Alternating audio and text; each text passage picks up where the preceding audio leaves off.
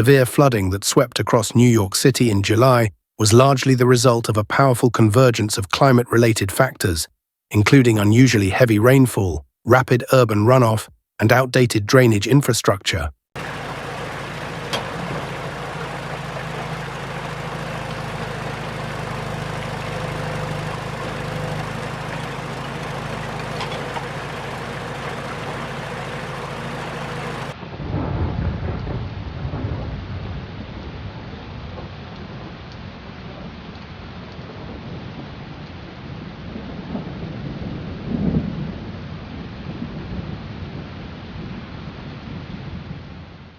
Which combined to overwhelm the city's stormwater systems and create conditions where streets, subways, and public spaces were submerged under vast amounts of water that accumulated in only a matter of hours,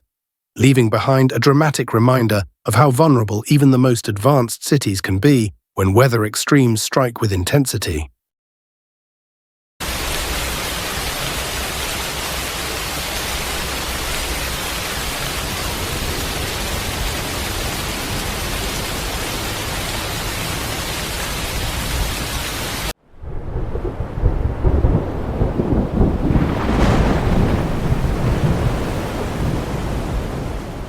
In neighborhoods across Lower Manhattan, Queens, and Brooklyn, entire blocks were inundated as water poured into basements, garages, and ground-level apartments, disrupting daily life for countless families, while businesses along key commercial corridors reported severe interruptions.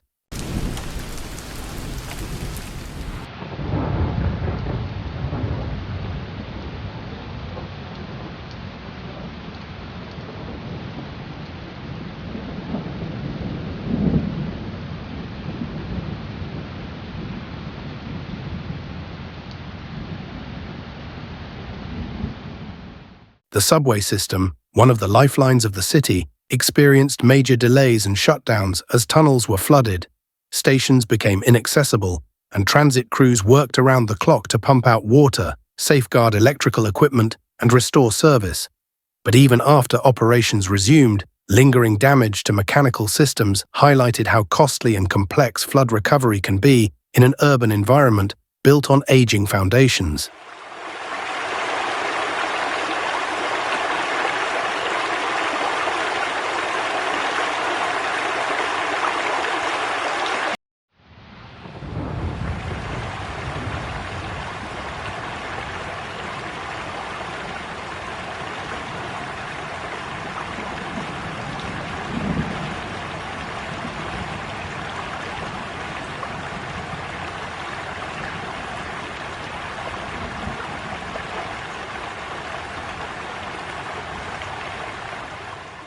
In Staten Island and parts of the Bronx, smaller residential communities reported widespread flooding of streets and yards, where residents had to relocate vehicles, protect belongings, and rely on emergency response teams to deliver temporary relief, underscoring that flooding is not confined to commercial hubs, but also disrupts suburban-style neighborhoods that may lack strong flood protection infrastructure.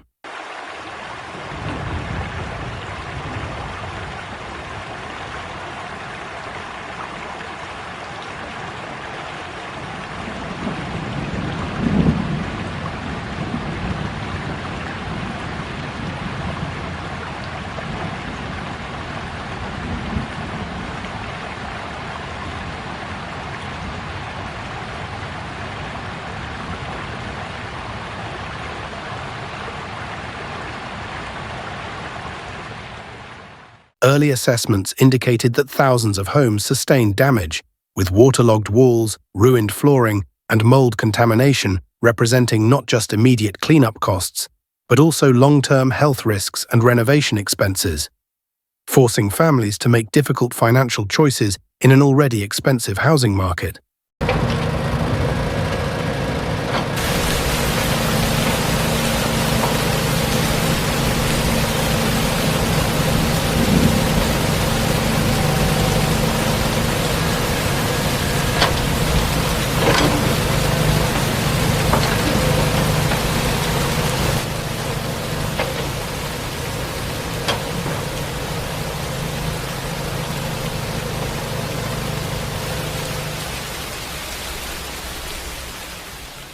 Businesses, particularly small shops and restaurants located at street level, saw refrigerators, ovens, and inventory destroyed as floodwater surged into establishments, wiping out merchandise, damaging interiors, and causing significant downtime that translated into lost income during one of the peak summer months for tourism and local spending.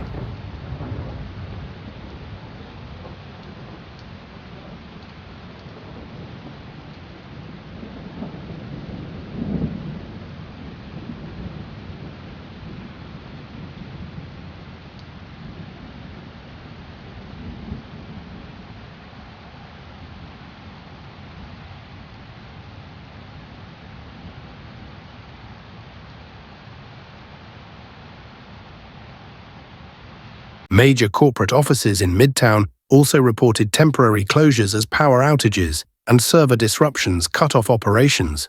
with some firms shifting employees to remote work while crews conducted inspections and safety checks, illustrating how quickly environmental challenges can ripple into the economic productivity of a global financial hub.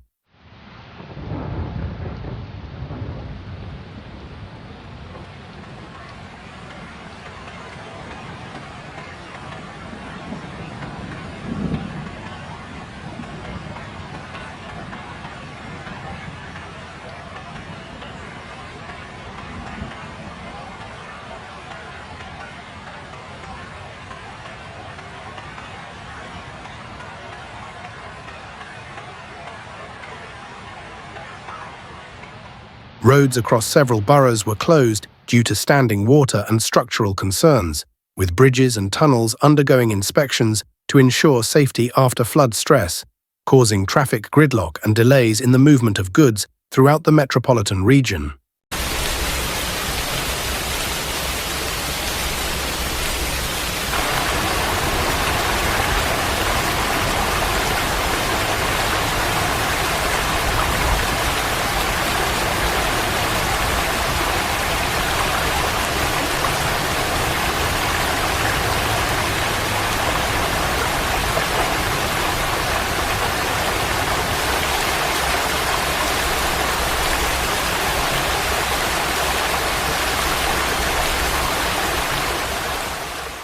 Although New York City does not contain vast agricultural zones, the flooding disrupted regional food supply chains by damaging transport routes, delaying shipments from nearby farming communities in New Jersey and upstate New York, and creating shortages of fresh produce in local markets, demonstrating the interconnectedness between urban flooding and agricultural livelihoods beyond city limits.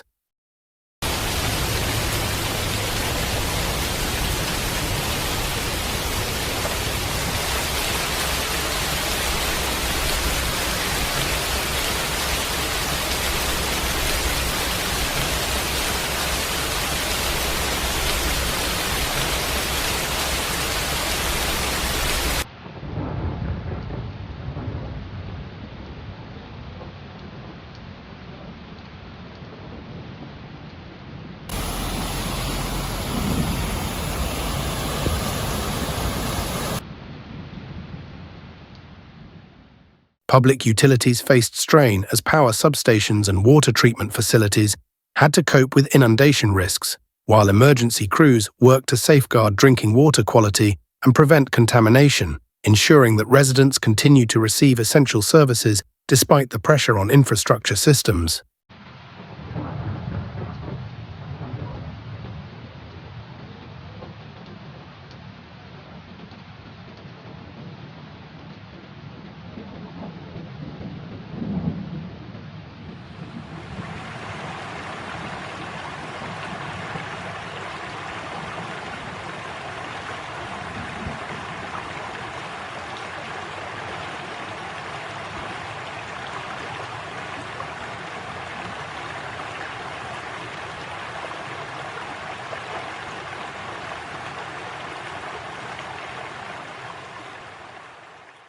Families were forced to alter routines, with schools, daycare centers, and recreational spaces either closed or partially restricted due to water damage, leaving parents scrambling to balance childcare responsibilities with work commitments during the extended cleanup period.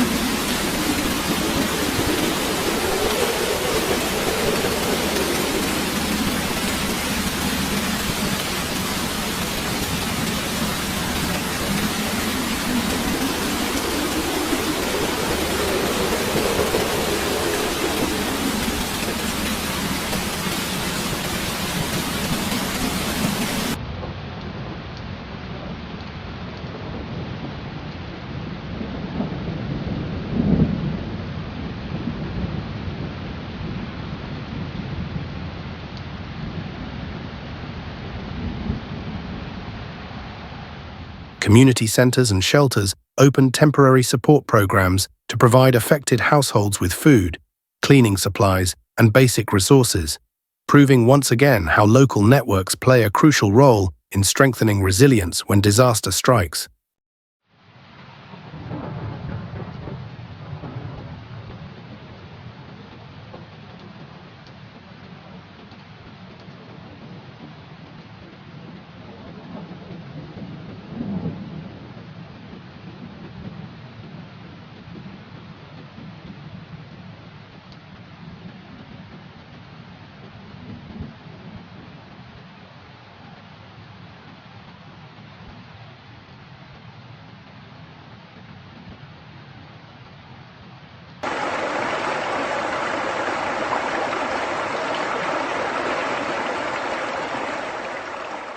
Residents also faced the psychological toll of uncertainty, as recurring news updates about further rainfall kept many households on alert,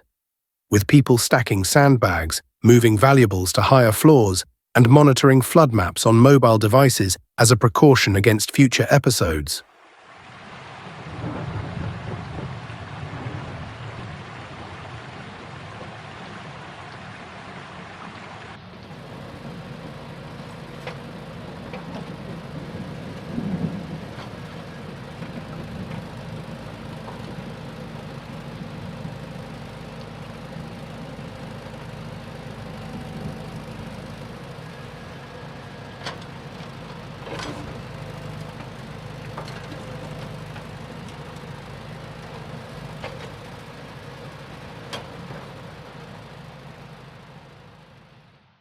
Economists projected that the financial losses from the July flooding could reach into the billions of dollars when combining residential damage, business interruptions, infrastructure repair, and lost productivity, a figure that highlights how environmental events are not isolated natural occurrences, but catalysts for broad economic disruption.